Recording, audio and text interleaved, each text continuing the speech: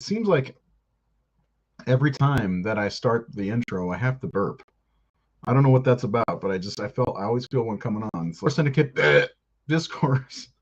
Anyway, tonight we're going to talk about some Hammer horror. Not many people talk about Hammer horror, but there's a great channel on YouTube that if you need to get kind of caught up, you can check out. I believe it's called Dark Corner Reviews. He does a lot of Hammer stuff, a lot of old weird movies. Really good channel to follow if you want to follow that. Check it out. We're going to talk about some other things before we get into the Curse of Frankenstein and the horror of Dracula. We'll probably touch on some of the other Hammer films too, because who knows if we'll ever get the chance to talk about Hammer. What I need to know from you right now is, have you seen any of the Hammer horror films? If you have, let us know. These are the ones with Christopher Lee, Peter Cushing are like they're the glue that held the Hammer horror movies together. And you got to remember, back in the 1957s when the first one came out, and then 58, but in the 60s, these were the big horror movies. Of course, you had movies like Rosemary's Baby and Psycho and a few others, and then of course Night of the Living Dead changed everything and kind of killed Hammer in the process because Hammer kind of petered out in the mid 70s. Anyway, I will bring Seth in now and we will talk about a few things. Seth, how's it going? Hey, man. I also Not much. really like Dark Corner. Just reviews. Do you follow this That page? YouTube channel is really good. Yeah, Yeah. he's I found him. I was trying to figure out how I wanted to rank the Hammer movies last year because I was going to do a ranking for the horrorsyndicate.com that never got done, of course. And I found his ranking like top 10 Hammer movies. And I first of all, the guy can narrate. He's really good. And I love the way, like, I don't know, did you watch his history of the Curse of Frank or the Frankenstein movies for Hammer or anything like that? Yeah, I yeah. I've seen a bunch of his stuff on the Hammer films and the old Universal films, stuff like that. It's kind of like the Yeah. YouTube channel I go to, like when I'm in the mood for these type of monsters. Hmm. Besides the horror syndicate. Right. It's good stuff. I suggest anybody check out Dark Corner Reviews on YouTube because I don't know him or anything like that, but he does good work. This might be one of those episodes where it's just me and you talking because I know there's a lot of people who don't or who haven't seen a lot of these Hammer movies. And there's nothing wrong with loving the movies from the 80s and whatever and all the classic movies, but there's so many layers to horror that a lot of people don't get to, and Hammer Yeah. is one of them in my opinion. There's a few others like I don't know, have you ever seen Count Yorga? Came out in 72, I think, or 71. I don't think I've seen that one. Oh my god, you'd love it. There's a Oh yeah. scene in the second one. There's two of them. There's a scene in the second one where he's at a costume party and he dresses up as a vampire, and he's a vampire. And somebody goes, "Where are your fangs?" And he's, "Where are your manners?" It's really, really weird stuff. Actually, Craig T. Nelson's in the first one. Oh really? So yeah, I bought mine on Amazon for like $10. So and it was a two pack with both of them, just DVD, but it was worth it. The weird thing is, they're both movies. I don't know if they're shot by the same director or cinematographer or what, but they have these extreme far shots of people walking around talking about what's going on in the story. Like I'm talking, you can't even tell which people are talking because it's like so far back. But there's something charming about those movies that I really like. Since let's see, let's get into talking about a couple of different things. Number one, I wanted to ask you what you think of the idea of the new Scream movie being set in New York. I think it's a good idea. It's can be refreshing for the series to get out of the West Coast, get over to the East Coast. A city setting is would be new to the franchise, so it would be kind of real. I think it would be really cool to see, Ghostface run around the city. So I'm all for it. I wonder if it's going to be just another Jason Takes Manhattan kind of situation. I'd imagine it'd be a little bit better than that. Well, I mean, there's like, I'm sure they can do a lot of stuff. You know, I don't know. I like the idea of. I've mentioned it before about the possibility of there being like copycats. you know, and I don't know who's all coming back. I know Courtney Cox is coming back, Yep. and I'm guessing after what happens in the other movie. Well, wasn't she in New York in the first place? Yeah. Okay, I couldn't Yeah. remember. I saw it the one time. Yeah. They established that that's where she moved to, or do we move back from? So I wonder if she's gonna be the target, or if it's gonna have to do with Billy's daughter or whatever. You know, that old chestnut. Yeah. Well, I mean, all those characters are coming back, so they'll have a. Oh, are they really? Yeah. Yeah. The four survivors from Scream 5, they're all coming back. Kirby's coming back from part Oh, 4. that's right. That's right. That's somebody we all were hoping was still alive, and then we see that little um whatever it is letting us Yeah, know that. that YouTube thing. Yeah, yeah, yeah. Yeah. So that's good. Anyway, so yeah, I think it's good to get it out of California. I don't know where the second movie takes place. I assumed it was in California still. I wasn't sure if it was California, if maybe it was Midwest. I don't know. Hmm. Yeah, I have no idea. I just assumed California because two of them ended up at that school, and Dewey got there pretty easily. And We said he flew there, I think. did he? Okay, Yeah, I he said that don't he know. took the first flight over when he heard. A city, a city. I don't know. I'm curious to what anybody who watches this episode, if anybody does, uh, has to say about that. What was the other topic I wanted? I said it right before the show started. The Thing, The the big. Thing. Oh yeah, we got the chance to see. I think all of us. That's why Jared's not here actually. Uh, got to see The Thing in the theater on Sunday. I got to go at 7 p.m. You got to go a little bit earlier, I believe. Yeah, I went to the 3 o'clock show. Well, tell me about your experience. I'll tell you about mine. It was fun. Me and a couple of my buddies, we got together. We drove down. It was we had to go. It was an hour or two, and then an hour back to go Really? see it. Yeah. Wow, Um, that's dedication. it's Carpenter, man. I know, I Um, know. yeah, so we went down there. It was a real fun trip. The traffic wasn't bad, and we blazed, and then we went inside, and it was awesome seeing it on the big screen, man. I never thought that was a movie I never thought I'd get to see on the big screen. And like just as soon as like the title card came up, it said like Universal Pictures presents. I was like, oh my god, this is awesome. So This I is was happening. kind of I was on a complete high. So I didn't even notice the really the issues that happened with. Yeah, what I was gonna ask you about. I didn't either. I had no clue there was any issues with what was it, aspect ratio or something like that. Yeah, so the aspect ratio was wrong, so it was not the full picture of Carpenter's film. And then the resolution, the quality was low, but It wasn't bad. I didn't think it was bad.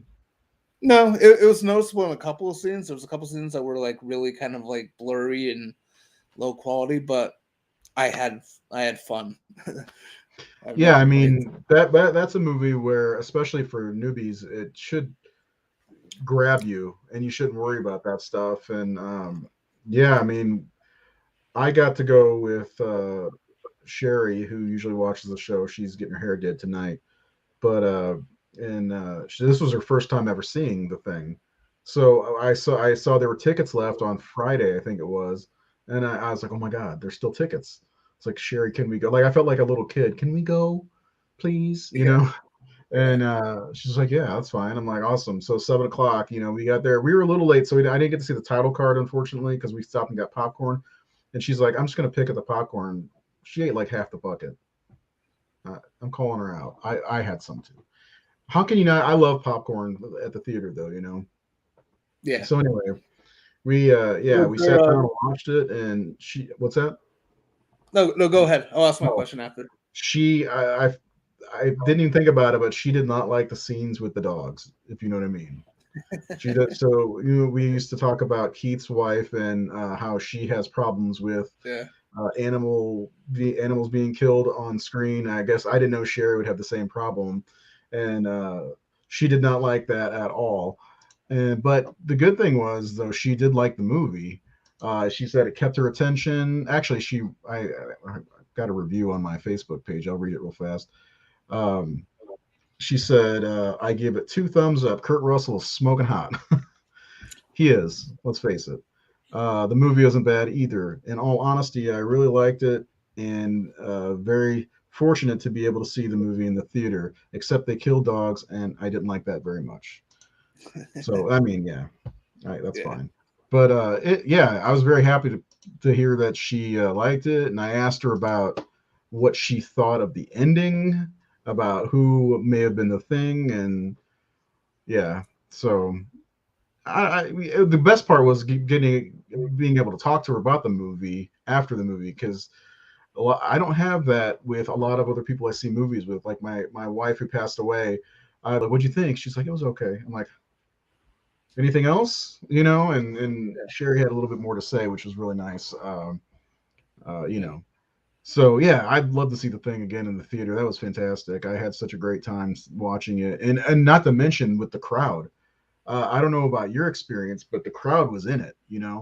Like they Oh were yeah, yeah, yeah. acting to the scenes, and the guy sitting next to me had never seen it before, so Oh it really? was awesome. Oh yeah, it was really cool. Yeah. Well, based Yeah. on his reactions, it seemed like he'd never seen it before because he was reacting to the right stuff as you would when you first see it. Yeah, that Um, happened quite a bit in the theater I was at too. It was actually there was a decent sized crowd, yeah, which was they would really sold good. out. Yeah. Yeah, and people were just they were like you said reacting to all the right stuff. I think Hmm. my buddy said that I didn't hear this, but I guess this lady behind us, like once the stuff started happening with the dogs, Hmm. she goes, "Oh boy, here we fucking go." That's good, man. They need to do this more often with some of these horror movies. I mean, a couple years ago we got to see Jaws in the theater. I don't know if you got to do that. Um, no, I got to see Psycho a couple years ago. They played Indiana Jones last year, and not horror, but still pretty Yeah. awesome to see Raiders of the Lost Ark on the big screen. The only one I Okay. had ever seen before that was Crystal Skull. So now let me ask you this question before we go on. That was your second Carpenter movie in the theater, right? Third. Third. What was the other one? Well, because I saw well, I've seen the re-releases of Halloween Yeah. a couple times, but I saw Escape from LA in the Oh, theater right. when it came out in '96. Okay. Yeah, I saw Halloween. I've seen Halloween numerous times in the theater. Like I probably couldn't even put a number on it. It's like anytime it's playing, this is a once in a lifetime opportunity, and I've seen it probably 10 or 12 times in the theater. So yeah. My question is, with now that you've seen The Thing in the theater and you've seen Halloween, obviously, what other Carpenter movie would you want to see in the theater like this? Oh, well, there's multiple here, Okay, give but me like three. when Three. Just three, okay, In the Mouth of Madness, obviously. Escape from New York, Hmm. and The Fog.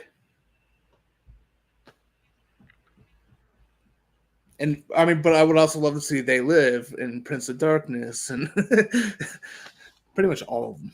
See, Prince of Darkness would be in the fog would be like at the very top of my list. And I'd probably say in the Mouth of Madness as well. Um, but Prince of Darkness, how I feel about those movies. Yeah. So like, yeah, it's it's those movies are the first ones I'm gonna go for if I'm gonna if I'm gonna pick what's movies are gonna like I can see in the theater that are Carpenter's movies. I'll stay away from like movies like Big Trouble in Little China or I like Escape from New York enough, but it's he's the master of horror, right? And They Live may be fun because it's kind of a fun movie. You get some new people in there That'd be a watching. crowd pleasing one. Yeah, exactly. That's what I was gonna say. It'd probably be a fun one to see in the theater. Honestly, Big Trouble Yeah. in Little China probably be a lot of fun in the theater too, because I know it's got like a rabid fan base. It's Yeah. just not my thing. Yeah. So yeah, the thing was fun. I'm glad you had fun. I think Nate went as well, and that's where Jared is right now. So they're probably chasing the dog and shooting at it, the Norwegians or whatever, And Jared right gets now. to see the proper cleaned up full version. Is he so did they re-release it that like Yeah, they made a statement like the next day or God something damn it. like that. And they said that they were going to resolve the issue for Wednesday. So the people who got this, people who've seen it today, got to see it in the the 4K with the proper aspect That's ratio. bullshit. That's bullshit. Yeah, I mean, we got to be there the first night and live through the bad aspect ratio and all that, whatever. But like, it's kind of bullshit. It's like, we paid to see that too. yeah, Whatever. It's whatever. Like I said, it didn't affect the story. I enjoyed the movie, you know, and I'm glad that I got to see it on the big screen because again, who knows if that'll ever happen again? We know Halloween will be back out on the big screen. I'm sure this oh October, yeah, like it is every year. So anyway, today's the last chance for anybody who hasn't seen the thing. If you're on the West Coast, it's playing everywhere else right now. I'm sure. So did Keith go see it too? I don't remember. I last time I saw he was going to, but after reading about the aspect ratio thing, he said he wasn't going to, but then they released the statement that they were gonna fix it for Wednesday. So I don't know if he saw that or not. So I have no idea. Yeah, I mean, out of all the people, all of us, he is the resolution whore. I mean, it's got to be 4K or nothing, Yeah, yeah, and that's okay. That's one of the things we like about him. So, all right. Again, like I said, this is probably just me and you, and nobody really watching. So let's get into yeah. some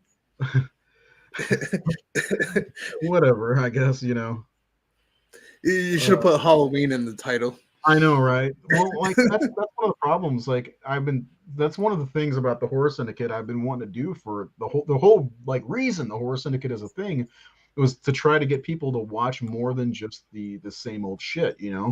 Of course, we love Halloween, we love Friday the 13th. I adore Nightmare on Elm Street, but there's like so much more out there. It's like the outer layer or outer level of the onion is all that stuff, when there's so much more deeper to get to. And I'm not just talking about this. I mean, there's still people who don't watch the Universal movies. And Right. it's a shame, in my opinion, because there's a lot of good stuff. I mean, the thing about the Curse of Frankenstein and the Horror of Dracula, first of all, you've got two like powerhouse actors in the role of Frankenstein and the monster, then Van Helsing and Dracula. And Christopher Lee gets to play the monster twice in two different movies, and might I say expertly. And to talk about expertly, Peter Cushing as Baron Frankenstein and frickin' Van Helsing. Two totally different roles. I mean, and Cushing knocks him out of the park. Like he like so little background for me, I did not grow up with Universal horror. My mom loved horror growing up, and the movies that I saw when I saw Dracula were movies like Taste the Blood of Dracula or Dracula AD 1972, which I fucking love that movie, and stuff like that. And then the horror of Frankenstein, which didn't have Peter Cushing in it. The Revenge of Frankenstein. Some of these other movies. I saw these. I didn't see the Universal stuff growing up. I saw my mom had this stuff to show me, and I loved it. I loved it because the set design, the it feels like based on the set design, it feels very old, and it's still like I love the sets in these movies. Let's just put it that way, especially Frankenstein's set in The Curse of Frankenstein. They feel authentic to the time Yeah, period that they're presented in. yeah. I tried finding pictures of his laboratory. This is the only one I could really find. Him and Hans, because he's always got somebody named Hans working with him, and you could Uh, see the oh, that is Hans. Yeah. yeah, and you could see the the creature on the table, of course, and then there's a little bit more of it. This is the reveal scene where you see is the creature's face, which is so great, and then bam, ugh, only a face Yeah. a mother could love. But yeah, I mean, tell what do you think? Tell me your thoughts on the Curse of Frankenstein. Well, the Curse of Frankenstein, I love the movie. I love that whole series Hmm. because of Peter Cushing. Yeah. Like, you know, like as far as like other characters, right? Like, as Peter Cushing was good as Van Helsing, but so was Edward Van Sloan and Well, we'll Anthony get Hunt. to that because I want to talk about. We'll get to that, but you're right. He was good as Van Helsing. But go ahead. Right, well, yeah, but the point I'm making, like, but like he's not like to me, he's not. He may not be the definitive one because I love all the other ones equally as well. But when it comes to Victor, huh? I think you're wrong. Go ahead. No, well, I mean, he's a terrific Van Helsing. I'm just saying, Yeah, I do like Edward Van Sloan very I do much too. I do too. But keep as going. well. Yeah. But like when it comes to Victor Frankenstein, though, Peter Cushing is the definitive Victor Frankenstein, in my opinion. And I love the direction that they took this series with making him the antagonist. It was Yes. so He brilliant wasn't. because Yeah. Go ahead. Keep going. Sorry. yeah, because he's normally he's normally someone he's mad and he's driven and he's very passionate and he doesn't think clearly, and but after he makes the monster and things start happening, he's very regretful and he always tries to redeem himself. You know what I mean? There's always Victor or Henry as he was in the Universal ones. Hmm. He was always kind of a sympathetic lead, and this one, no, he's a straight out dick, like right from the start. Yeah. And Yep. I wasn't From the get expecting go. that when I first watched it. I just got this when it first came out on Blu-ray, and I never saw this one before. Oh, really? Yeah, and Wow.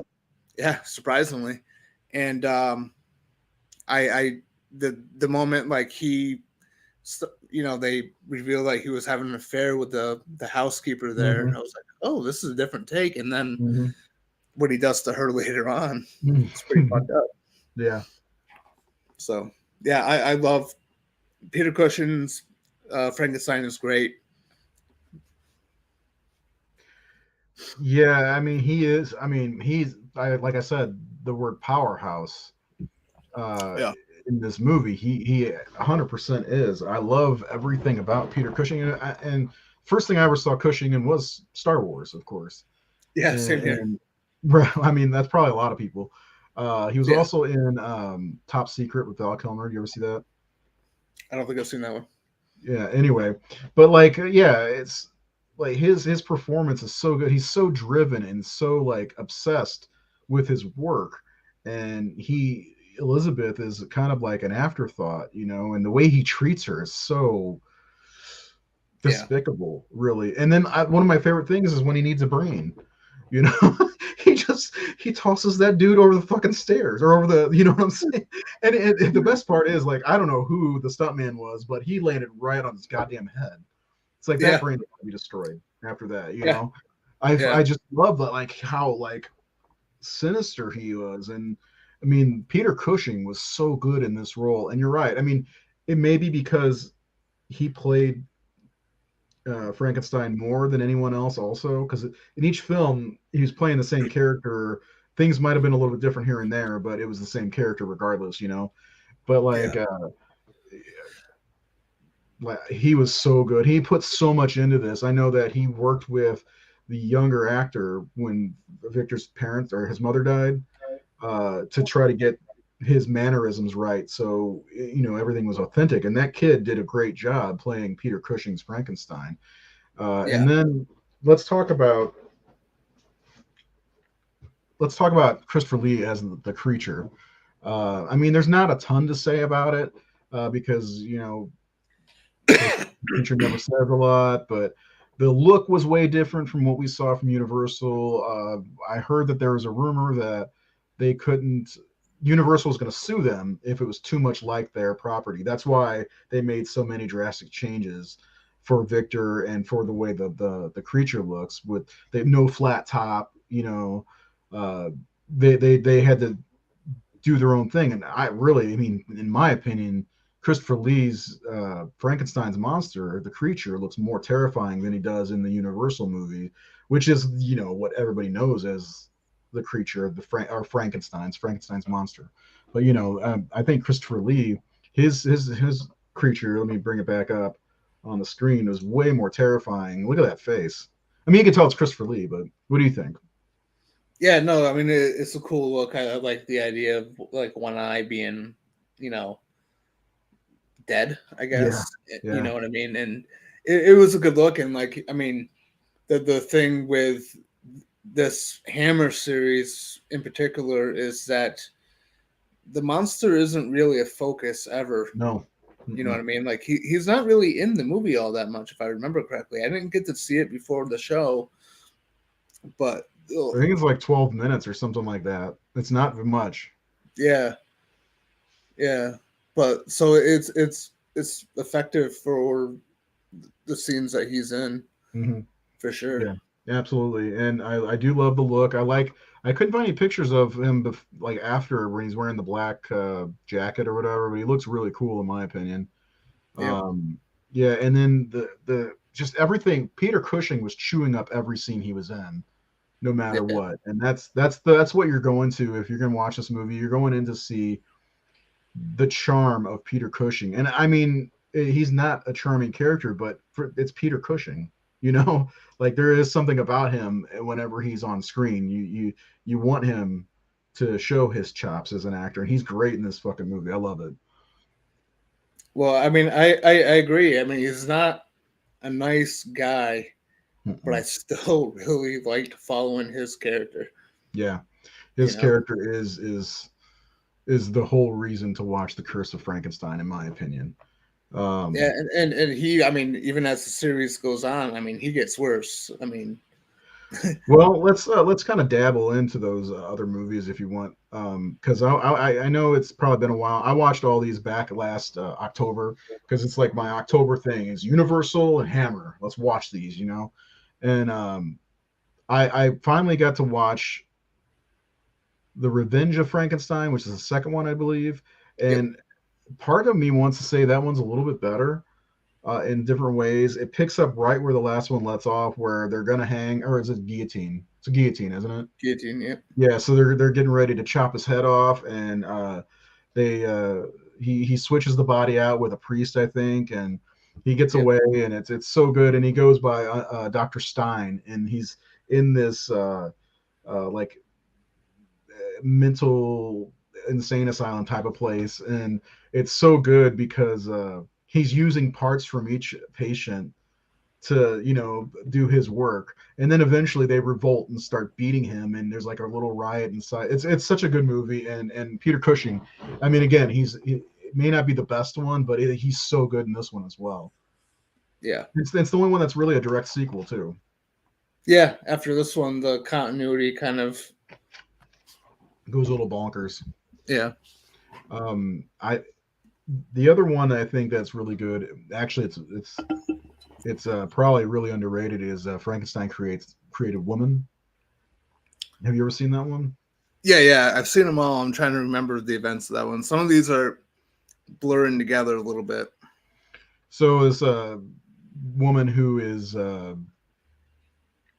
disfigured, she gets treated shitty by these three guys in town, and she ends up killing herself, and then she becomes beautiful, and they thanks to Frankenstein, and then goes out for revenge. Yeah, it's actually really fucking good.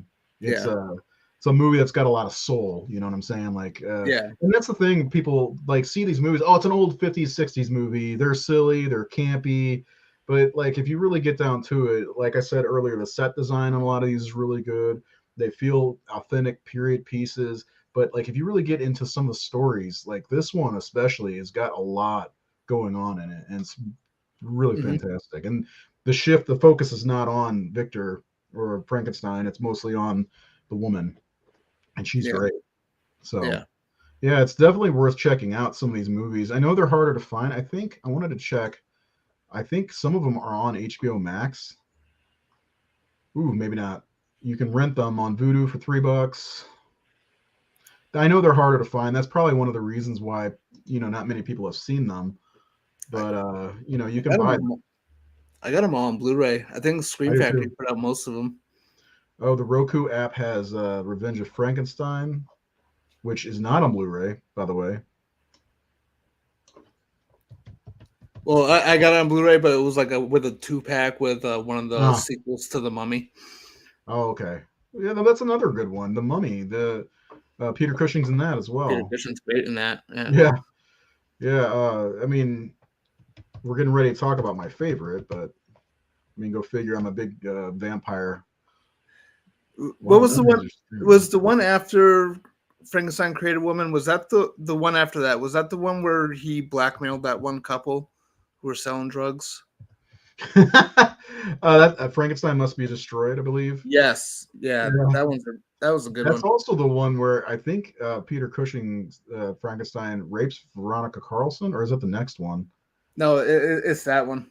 Okay, yeah, because they're trying to make money selling drugs of some kind, cocaine Yeah, maybe or something. cocaine. I think. Yeah, and it's funny because well, it's not funny, but there's that scene that's totally out of character for Victor, Oh yeah, and totally.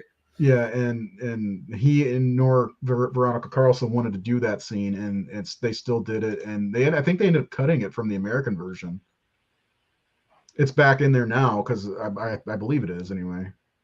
Yeah, it didn't have any purpose in the movie. Even No, it just made no sense, and it's just like I know that they were trying to, um, well, Hammer made a lot of X-rated horror movies, and then they did the Quatermass movies, and then eventually Curse of Frankenstein, and I think they were trying to get the American audiences because that by that time Night of the Living Dead was out, and they were yeah, starting to get more like I don't know, risky, I guess, some of the horror movies. Night of the Living Dead, let's face it, was one of the biggest game changers of horror, period. So, um, yeah. Anyway, Curse of Frankenstein, Revenge of Frankenstein. The horror of Frankenstein's not bad. Peter Cushing's not in it, though. Frankenstein Must Be Destroyed, Frankenstein Created Woman. All good movies. Check them out if you can. They're available on Blu-ray. Some of them from Scream Factory. Get them while you can because for me, it took fucking forever to get any of them on just DVD. So it was a long process. So check out The Curse of Frankenstein if you get a chance. It's really good. You ready? yeah. All 0 of you watching, check out the Curse of Frankenstein. It says one person's watching. You know what? It's fine. One, none, 0, 5, whatever. I know. I'm just joking. Anyway, This episode's happening regardless of how many people are watching. Whoever's there's always watching, that hi. And thank you. And I don't say this to everybody except for Seth. I love you. Anyway, now we have 2 people watching.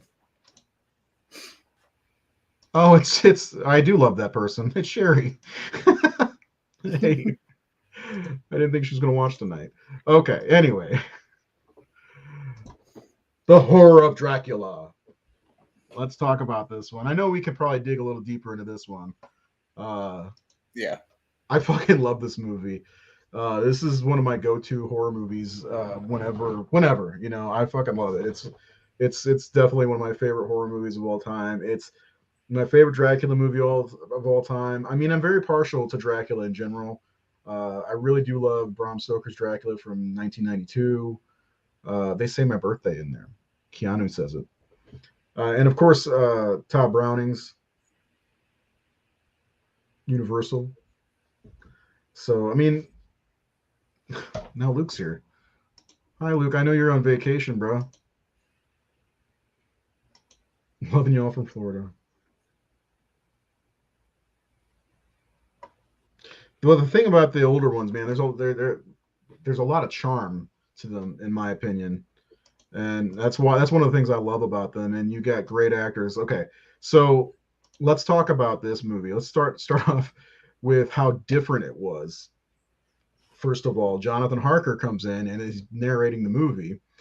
And first of all, you get the awesome score that says Dracula. If you listen, it's saying Dracula, and then you see the blood dripping onto the headstone. It's just like, okay, we're in for some fucking some blood. You know, it's a vampire movie. There's got to be some blood. And then Jonathan Harker, he comes in. He's going to be Dracula's his librarian, which where are all the books? You know. So the weird thing is they kind of pull a Psycho in this movie, where you think, because he's there for one purpose. He's not there like in the novel or anything like that. He's there to kill Dracula.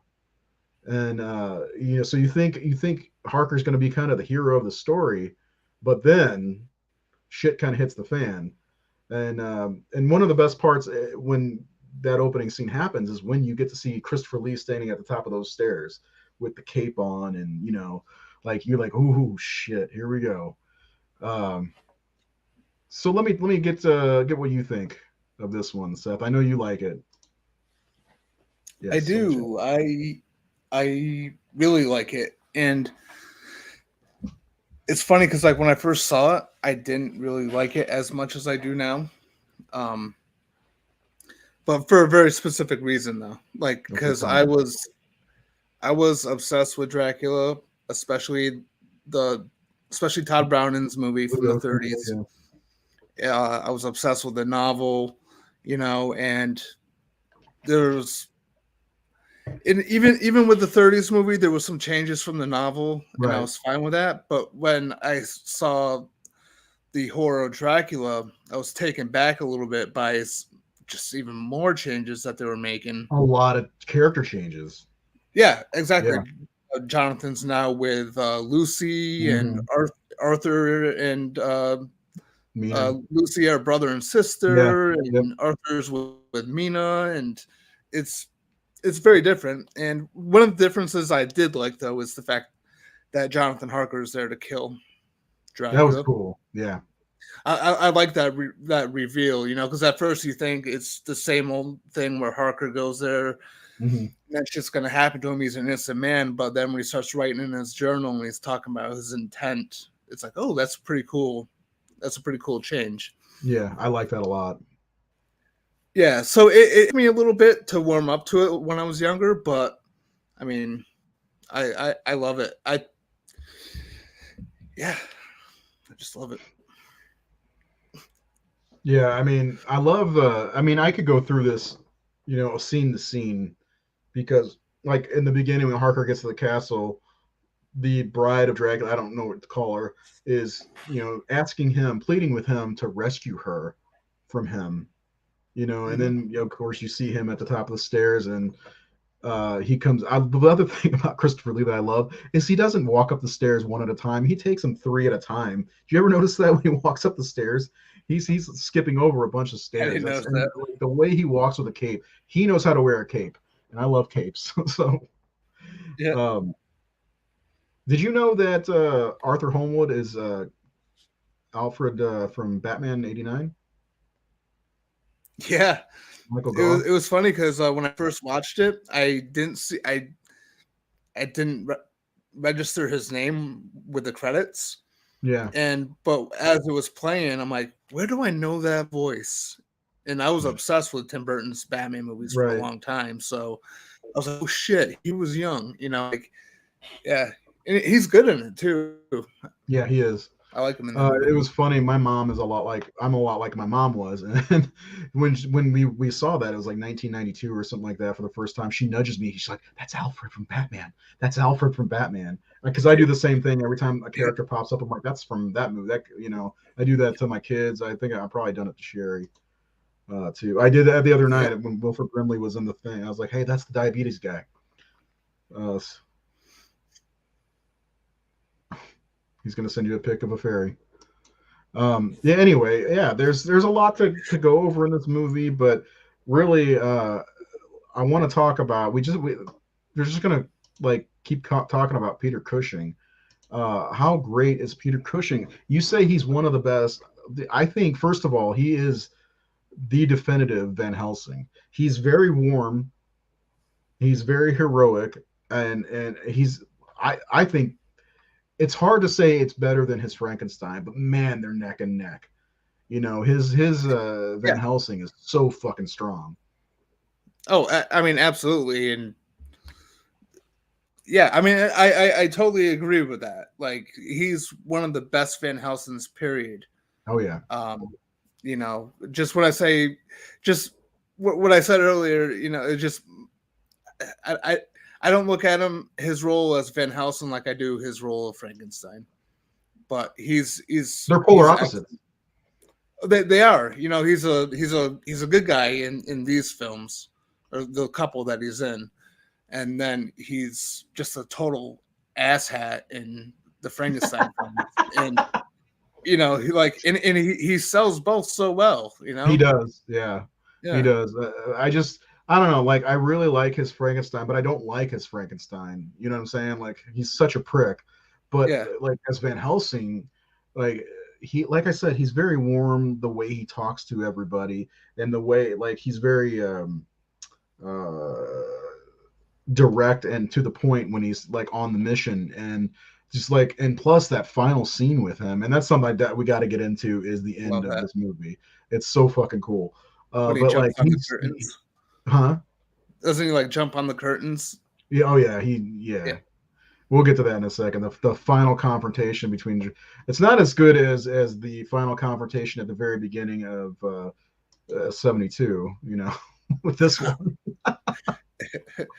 That's one of the best scenes of all time, period. But like yeah, I really just, I can't get enough, like watching the horror of Dracula yesterday. And again, I talked about Peter Cushing just chewing up scenery.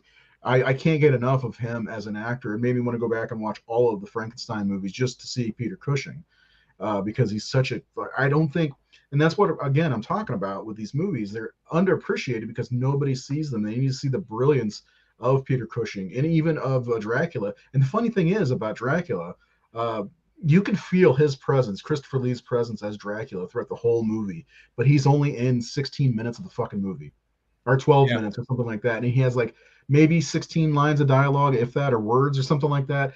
But you can fucking feel him throughout the entire movie. No matter what, no matter who's on screen, you can feel the presence of Dracula. And part of me thinks that's a Christopher Lee thing, because in Lord of the Rings, The Two Towers, Saruman's barely in the movie, but you can feel his presence. Even in Attack of the Clones, the Star Wars movie, you can feel Count Dooku's presence.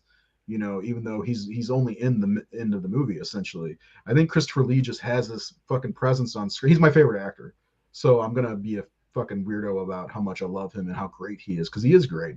He's the coolest motherfucker in the entire world. You're a Bond fan, Scaramanga. that's right. He's actually Ian Fleming's cousin. Yeah, I mean, yeah, but I'm just saying, Man with the Golden Gun, he Yeah, barely on screen, but yet you feel his presence throughout the whole fucking movie. And it's either clever writing, because hey, I'm writing a movie for Christopher Lee. Let's make it, you know, known that he's in this movie without actually having him in the movie, or it's just Christopher Lee himself and his character is that fucking infamous, you know. I don't know. well, What are your thoughts on what? Go ahead. that's what I love about these two franchises that we're talking about, because both of them, you know, Peter Cushing and Christopher Lee, they both have a strong command on the screen. Like, Yeah. you know what I mean? They have a strong presence. They have a strong command. You know, they're both excellent as their Mm-hmm. characters, and that's what really makes these. That's what really sells these movies more than anything. Do you think though, because these two became like best friends, like for real, and I wonder if their relationship is like, I wonder if they tried to. I mean, Christopher Lee wasn't very happy with Dracula's role. We know that, but he Yeah, kept coming back anyway. But sometimes I wonder if maybe there was something about Peter Cushing's performances, or you know, that pushed him a little bit further, or same thing, you know, that they were able to command the screen together because they were such good friends. I think they talked to each other on the phone like every single day. Because I remember reading somewhere or saw something that Christopher Lee, after Peter Cushing passed in I think '94, he said it's going to be weird knowing that he's not going to be on the other end of that phone when it rings or something like that, which is heartbreaking to hear. But I sometimes wonder if they fed off each other as actors, as friends, to make their performances that much better. Oh, I'm sure. Yeah. Okay. So let's talk about the end of the Horror of Dracula, because it's one of the coolest fucking scenes in horror history, in my opinion. And maybe I'm a little bit out of my depth here, but I think it might be um, a little ahead of its time, maybe. So you get your final showdown in Castle Dracula, Dracula versus Van Helsing, and it's a struggle. And Van Helsing is a mortal man. Dracula should be able to just crack his neck, but he gets the high ground.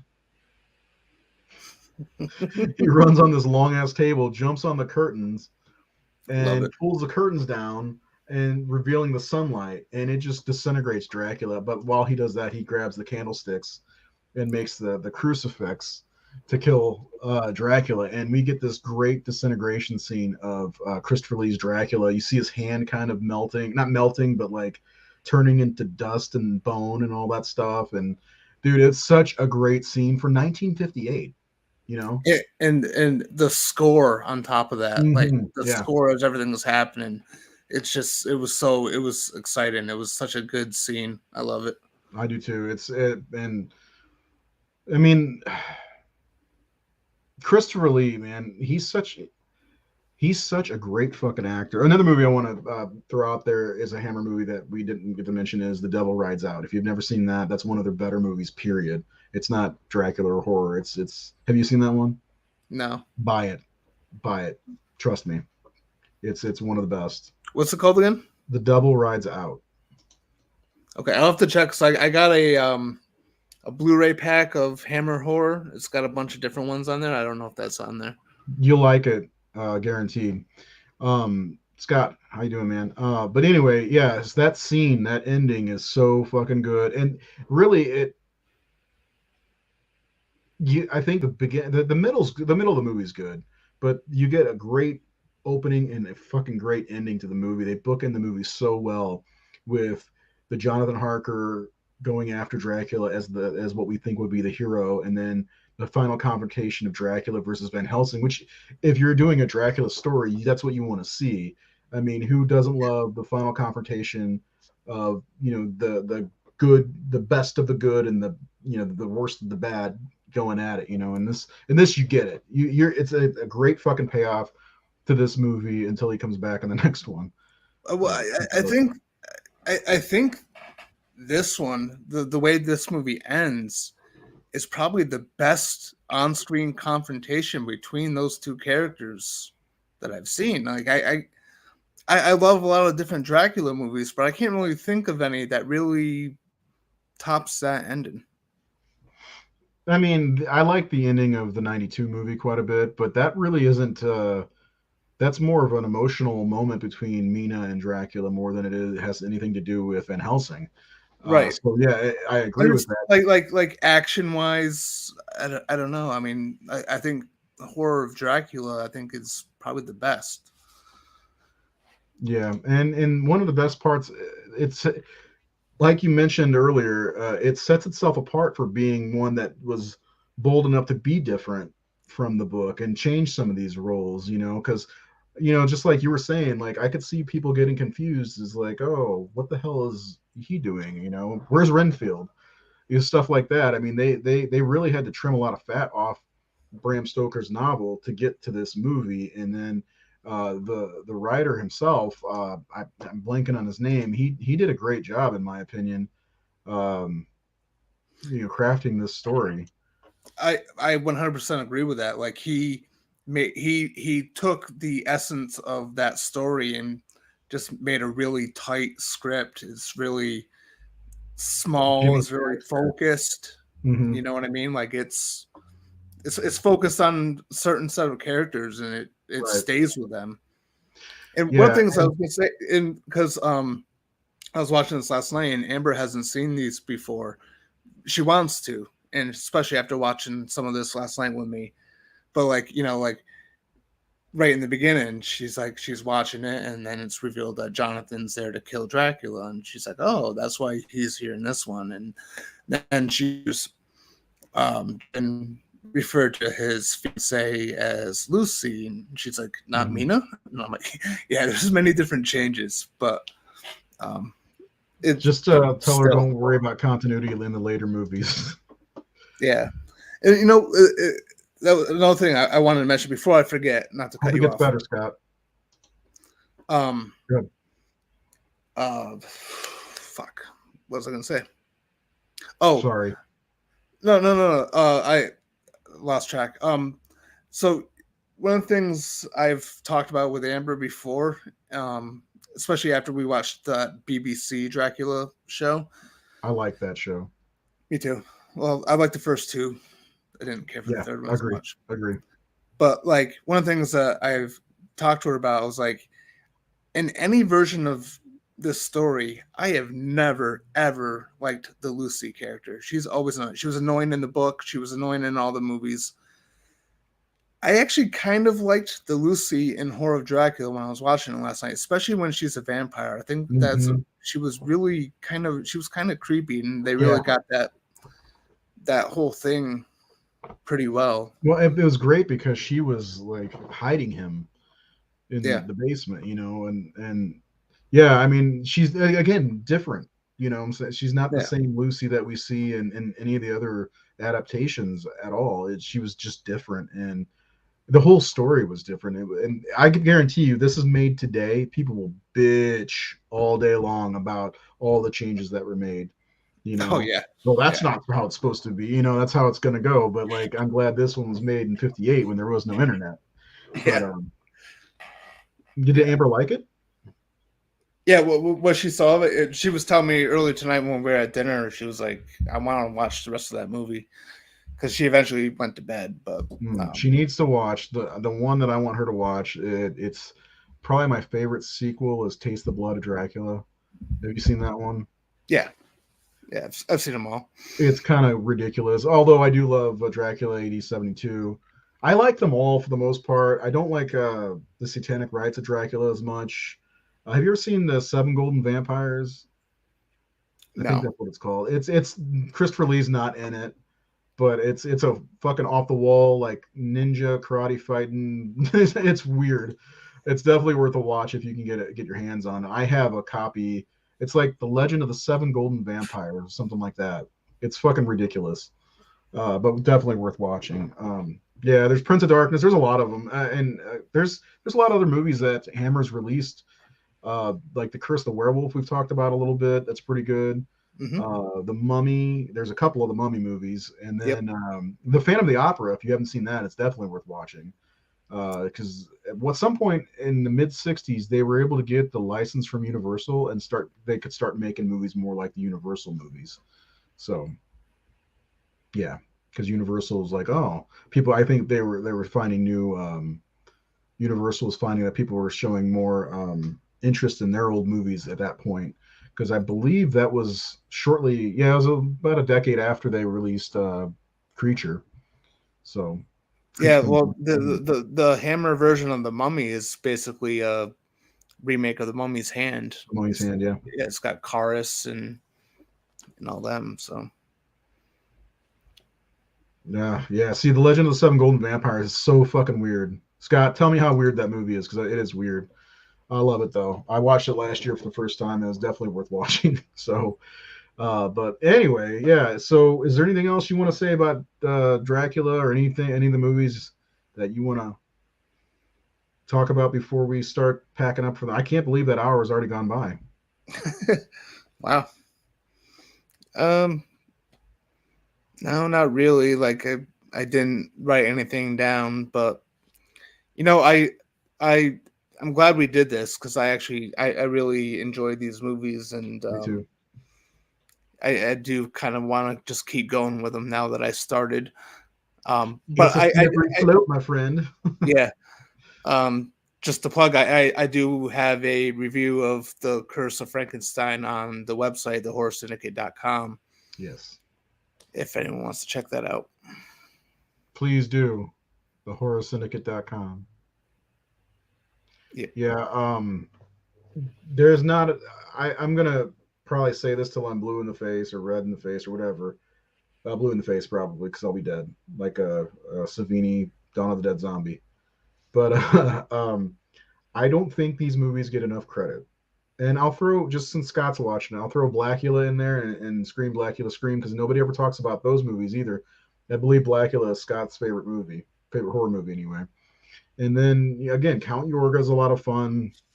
It's just those weird 70s, 60s, 70s vampire movies before they started to kind of peter out when you started getting into the 70s with movies like the Texas Chainsaw Massacre and The Exorcist and Halloween. Even it was all these really, like, horror got amped up to like 11 in the 70s. So yeah, anyway, yeah, I was glad to get to talk about these. You should go for it, man. Watch them all and then throw yourself a ranking on the Horror Syndicate. Do a top 10. Yeah, that's what I want to If do. we have to do a show by ourselves, we'll do our own top 10. Me and you of the top 10 Hammer film. I mean, we didn't have as many people watching tonight, but that's okay. It was fun to do this show anyway. Yeah. So, anything else before we go? Any final thoughts, my friend? You know what I'm gonna say. Blackula is my favorite vampire movie, as it is my first vampire flick. What? That's a good one. What do you think your first vampire movie ever was? I'm almost certain mine was Lost Boys. It was either Lost Boys or it was the 31 Dracula. I see. Because my dad introduced me to Dracula when I was pretty young. So Yeah, I didn't see the 31 Dracula till I was 14, maybe, I think, because it was on AMC. They did a marathon on AMC, and I remember I didn't see all the Hammer ones, but I'd seen Frankenstein, Curse of Frankenstein. I had seen The Horror of Dracula, stuff like that. And I remember AMC was like, "We're doing Universal all night long, and at midnight it's Dracula." And I'm like, "Oh, here we go." So I got to watch The Mummy, The Wolfman, Frankenstein, Bride of Frankenstein, and then Dracula all in one fucking night. It was awesome. So yeah, what is this? Defula? Check out Defula, a vampire movie done in sign language. Okay. Anyway, yeah. So we'll have to start looking into doing some Universal whenever it's just me and you again, unless Nate wants to get on it. Well, Jared likes Universal stuff too. yeah, So yeah, Universal's got a special place in my heart, and there's a lot to talk about there, and with the Invisible Man and like just the series. My door is open and I can hear my kids. Can you hear them? yeah. I mean, we could. I would love to do a bunch of Universal related stuff. I mean, even if we did like the complete legacy of whatever monster, or even just individually too. I mean, Yeah, I mean, we've already kind of blown our wad on Halloween over the past 2 years, so we're gonna need something else for October. And I think we should that theme it on the monsters. I think that would be awesome. We'll have to run it past the panel because we'll all be back together by then. Yeah, So I'm all for it. I love Universal. That's what got you started in the Horror Syndicate, I do believe, yeah, was it was. our shared love of Universal monsters. Yep. So, and who doesn't love Universal monsters? The young people. They don't love them. Anyway, well, this was fun, man. We need to do this again. I think Jared's gonna be back next week, and if he is, we're going to talk about Demone, Demons, and Demons 2, which I did watch before the show with my daughter, and she just sat there like this. So she really liked both of them. And then I do want to talk about, we did talk about Demons, just Seth and I, but Jared wanted to talk about it. And then we're probably going to talk about, I don't know, something else when Jared comes back, or when, yeah, well, Nate will be back shortly after that, hopefully. We'll have the whole. I want to have the whole team back together. That way, then it takes some of the pressure off of Seth. Although you've gotten to say a lot the last few weeks, it's been great because you got a really good point of view, and I always like hearing from you. I mean, if I didn't, we wouldn't be having a show. So yeah.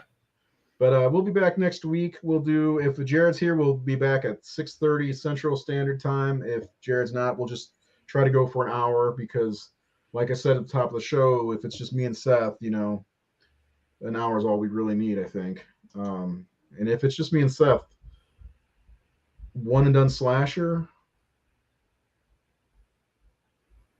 What's your favorite one and done slasher, Seth? That's the last question before we go. Favorite one and done. Ooh, a good question. Oh God, The Prowler. I thought you hated that one. I don't like it, but I can't think of any other one. So, Black Christmas, maybe. Oh yeah, well I don't like that one either. I also don't like. I mean, I've seen a lot of slashers that have gotten sequels. Most of them get sequels because that was that was the thing. Some of them should have been one and done. I mean, yeah. I mean, Halloween probably should have been one and done too, but I'm not gonna complain.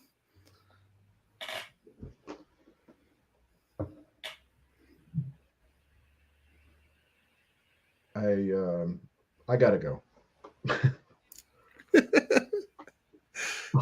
I just got a text from Sherry.